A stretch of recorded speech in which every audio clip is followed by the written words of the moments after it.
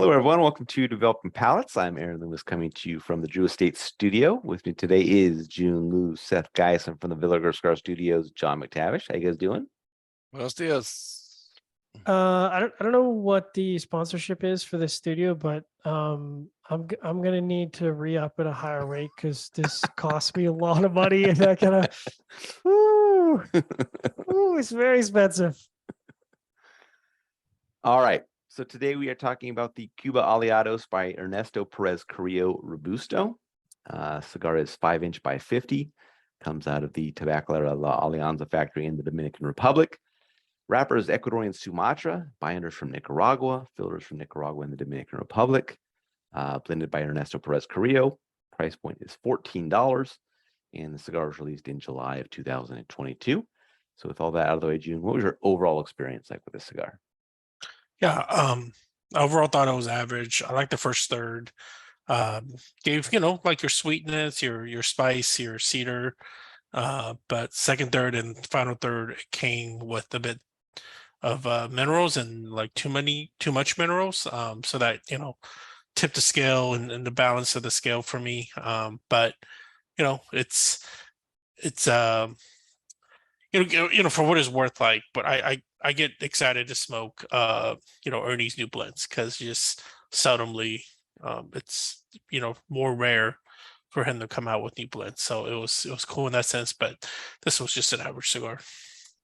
All right, Seth, what were your thoughts? Yeah. First third was, strong black pepper, dry earth, some wood, meaningful strength. Second third was kind of on par as well. A lot more pepper, still medium full in strength. And the final third really just kind of, like Jiunn said, a lot more mineral notes, and it just kind of overpowered the whole cigar, which kind of ruined it. Burn and draw were off throughout. I think I had a loose draw. Burn was a little wavy. Yeah. John?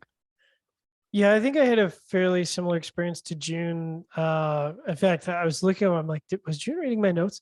Yeah, it's just, some sweetness, some spices, some little light bread. I mean, it was, a little chocolate. It was all very pleasant and engaging enough to be good.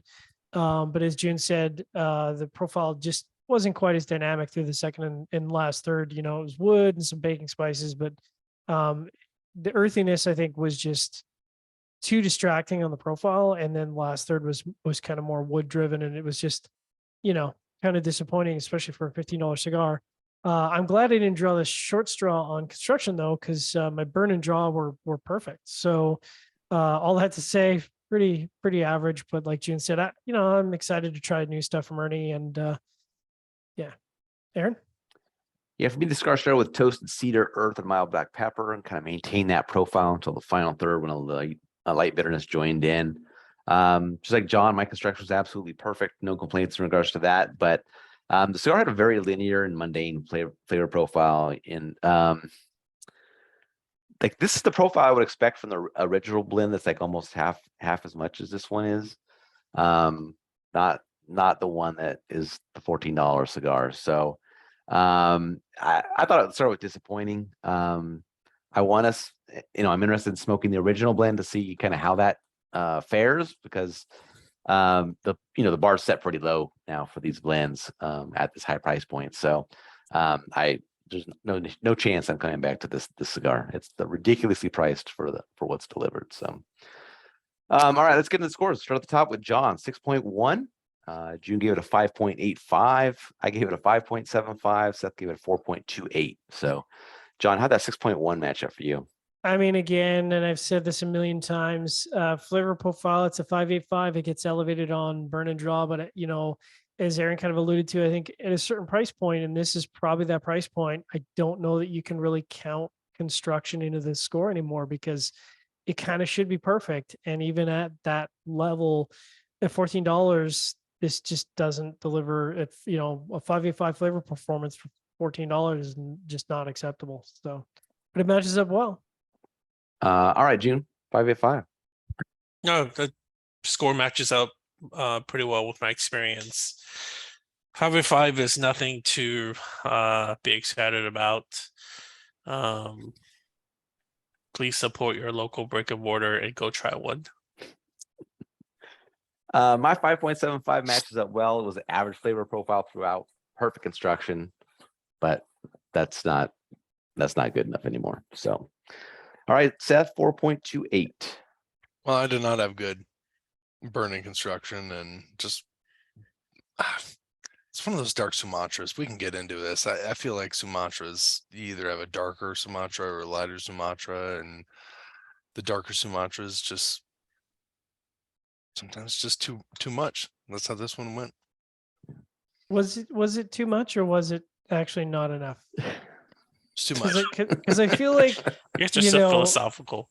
yeah, I mean, I feel like instead of the dark Sumatra, they pulled the shadow of the Sumatra, and they're like, it's the same thing. And it's like, is it though? Because it doesn't really, it's not really the same thing. You know, where's the oomph? Where's the guts? Listen, I wasn't impressed. I mean, I'm not, I'm not trying to beat him up on price, but like in the new 2023, 2022 What's the landscape where price? it's $14. To me, I remember Cuba Aliados, and maybe it's just because I'm only thought they aware were of it like as a catalog $7.99 brand. or Like it was a something. cheaper It was blend, cheap. right? It was No, a cheap it was a cigar. And I felt like, you had companies that make good cigars, and you had a chance to like really make these things like something that people would go after. Then you come out one at $14. I don't get it. Didn't they make Puros Indios? This is the same people that did Puros Indios, Yeah. right? Well, Years I ago. think yes, The the 100, Reyes family. Yes. Yeah, and it was cheap stuff. Yeah. It was really affordable cigars. Yeah. Affordable. Yeah. They had some good stuff, Yeah.